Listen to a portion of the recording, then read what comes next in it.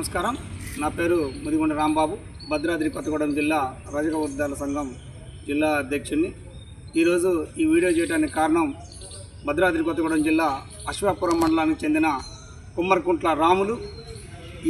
ఈరోజు మమతా హాస్పిటల్ ముందు ఈ వీడియో ఎందుకు చేస్తున్నామంటే, రాపర్తి నగరు దగ్గర 5G అనే ఒక అపార్ట్మెంట్లో మన రజక బిడ్డ వాచ్మెన్గా చేస్తున్నాడు. ఈ ఎండాకాలం సెలవులలో తన కూతురైన పార్వతిని, అల్లుడు రమేష్ని ఆహ్వానించడం జరిగింది.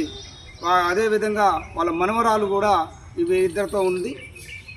మొన్న లాస్ట్ శనివారం రోజు సాయంత్రం 6 గంటల సమయంలో పిల్ల ఆడుకుంటూ ఇంట్లో ఉంటున్న సమయంలో వీళ్ళు వేరే పని పరిజ్ఞానంలో ఉన్నారు. అదే అపార్ట్మెంట్లో ఒక ఫ్లాట్కు ఓనర్ ఉన్న మహమ్మద్ గౌస్ అనే వ్యక్తి 50 సంవత్సరాల వయసు ఉంటుంది. తను ఆ పాపని 4వ అంతస్తు మేడ మీద తీసుకెళ్ళి అత్యాచారం అతి కిరాతకంగా పాశవికంగా చేసి ఆ అమ్మాయి ఆ విషయం వాళ్ళ తల్లిదండ్రులకి ఆడ చెప్పిద్దు అనే ఉద్దేశంతో ఆ అపార్ట్మెంట్ పైనుంచి ఈ 4వ అంతస్తు నుంచి ఆ ప్రహరీ గోడ అపార్ట్మెంట్కి ఆనుకొని దాన్ని అవతల పడేటట్టుగా నెట్టేయడం జరిగింది. ఆ అమ్మాయి స్పృహ తప్పి కింద పడిపోయింది. కాళ్ళు, చేతులు, నడువులు అన్నీ ఇరిగిపోయినవి. ఒక హాఫ్ అన్ అవర్ తర్వాత పార్వతి తాతయ్య మా మనవరాలు ఎక్కడుందని ఎదుగు చూస్తే చాలా మూలుగుతూ మూలలో ఆ పక్కన పడిపోయి ఉంటాం చూడటం. వారు తీవ్ర ఆవేదనతోనే ఆ అమ్మాయిని స్థానిక ప్రైవేట్ హాస్పిటల్లో చూపిస్తే, ఇక్కడ మెరుగైన వైద్యం కోసం మా దగ్గర లేదు, మీరు వెంటనే మమతా హాస్పిటల్కి తీసుకెళ్ళని చెప్పి సజెషన్ చేయటం వల్ల ఇవాళ ప్రభుత్వ హాస్పిటల్కి బదులు మమతా హాస్పిటల్కి తీసుకురావడం జరిగింది. మమతా హాస్పిటల్లో 2 రోజులు స్పృహ లేక పండుకున్న అమ్మాయి నిన్న మధ్యాహ్నం స్పృహ రావడం జరిగింది. స్పృహ వచ్చినాక వాళ్ళ సన్నిహిత బంధువు అయిన మేనమామ ప్రసాద్ ఏం జరిగిందమ్మా అని అడగటం వల్ల అక్కడ జరిగిందంతా క్లియర్ కట్గా అంకుల్ మహమ్మద్ గౌస్ అనే ఆయన 40-50 సంవత్సరాల వయసు ఉన్న ఆయన నన్ను పైకి నా డాబా మీదకి 4వ అంతస్తు మీద తీసుకెళ్ళి నా మీద అతి కిరాతకంగా నా బట్టలు విప్పి అనేక రకాల చికాకులు నా అవయవాలు టచ్ చేసి నన్ను అత్యాచారం చేసిందని చెప్పడం జరిగింది. మరి ఇంత కిరాతకంగా వ్యవహరించిన వ్యక్తి మరి ఇంకా దోషిగా బయట తిరుగుతుందా లేదా అని చూస్తే నిన్న సాయంత్రం జరిగిన వెంటనే ఆ విషయం మీద తల్లిదండ్రులు పోయి స్థానిక పోలీస్ స్టేషన్లో ఫిర్యాదు ఇవ్వటం, పోలీసు వారు వచ్చారు, స్పందించారు, ఆ వ్యక్తిని కస్టడీలో తీసుకున్నారు. కానీ 4 ముక్కలుగా ఇరిగిపోయిన ఈ అమ్మాయి శరీరం ఒక ముద్దగా మమతా హాస్పిటల్ ఒక బెడ్ మీద ఉంది. మరి ఈమె పరిస్థితి ఏంటి? మరి ఇక్కడ మంత్రి గారు ఉన్నారు, మరి ప్రభుత్వం సీఎం రేవంత్ రెడ్డి గారికి ఈ పర్యవేక్షణలో ఉన్న ప్రాంతం, మరి ఇట్లాంటి పెద్ద సిటీలో ఒక మహిళలకి రక్షణ లేకుండా పోవటం, మరి ఇంత దుర్మార్గంగా వ్యవహరించిన వ్యక్తిని వెంటనే కష్టాల్లో తీసుకొని చాలా కఠినమైన శిక్షలు వేయాలని, ఆ అమ్మాయికి వెంటనే ఒక 25 లక్షలు ఎక్స్గ్రేషియాగా ఇచ్చి హాస్పిటల్ మెరుగైన వైద్యం చూపించాలని చెప్పేసి వాళ్ళ కుటుంబాన్ని ఆదుకోవాలని, ఇక్కడున్న హాస్పిటల్లో ఉన్న వైద్యం సరిపోవట్లేదు. మరి ఇప్పుడు వీళ్ళకి పొద్దుటకి సాయంత్రానికే మందులకి డబ్బులు తీసుకొచ్చే కొన్ని పరిస్థితి లేదు. ఏ రోజుకి ఆ రోజు కూలి చేసుకొని అపార్ట్మెంట్ వాచ్మెన్గా పనిచేసే వీళ్ళ పరిస్థితి చాలా దీనంగా ఉంది.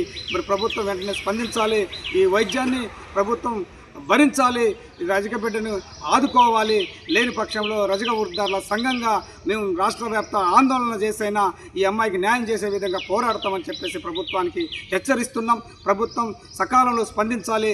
ఈ రజక బిడ్డను ఆరోగ్యంగా మేలుకోవడం కోసం పెద్ద హాస్పిటల్, నిమ్స్, ఇంకా హైదరాబాద్ ఇతర హాస్పిటల్లో చేర్పించి మెరుగైన వైద్యం అందించి ఆ అమ్మాయి ఆరోగ్యాన్ని కాపాడి ఆ తర్వాత ఆ నిందితుడిని కఠినంగా శిక్షించాలని చెప్పేసి కోరుకుంటున్నాను.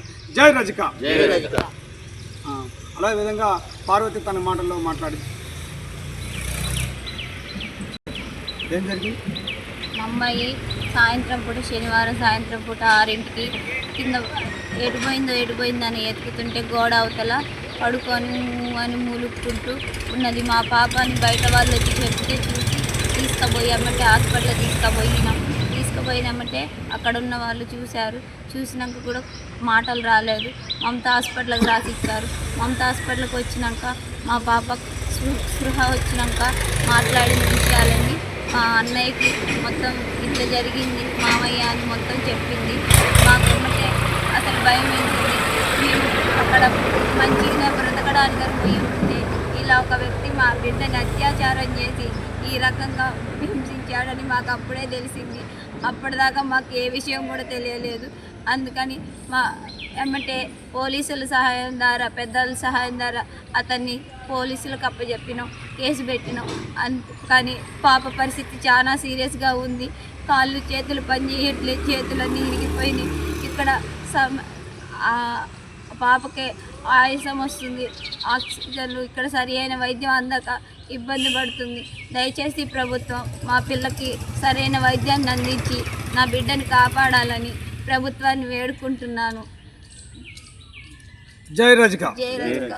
అమ్మ, మీరు బాధపడాల్సిన అవసరం లేదు. రజిక వృద్ధాల సంఘంగా మీ పాపకు వైద్యం అందించేదాకా ప్రభుత్వంతో మాట్లాడి చర్చలు జరిపి మీకు న్యాయం చేసేదాకా మేము పోరాటం చేస్తాం. ఖచ్చితంగా మీకు తోడుంటామని చెప్పేసి కోరుకుంటున్నాం. అదేవిధంగా జిల్లాలో, రాష్ట్రంలో ఉన్న రజక మిత్రులందరూ తెలుసుకోవాల్సింది, దీనికి ఈ సంఘటనని మనం మద్దతు ఇవ్వాలి. రాష్ట్రంలో అన్ని చోట్ల, అన్ని మండలాలలో, అన్ని గ్రామాలలో దీని మీద మీరు పేపర్ స్టేట్మెంట్లు ఇవ్వాలి, ప్రభుత్వం ఆదుకోవాలని చెప్పాలి. ఈ పాపకి న్యాయం జరిగేదాకా మన తెలంగాణ రాష్ట్రంలో ఉన్న రజకులు అందరూ, ఇతర సానుభూతి పరులు కూడా ఈ అమ్మాయికి జరిగే న్యాయ పోరాటానికి మద్దతు ఇస్తారని చెప్పి తెలియజేస్తూ జై రజిక. జై రజిక.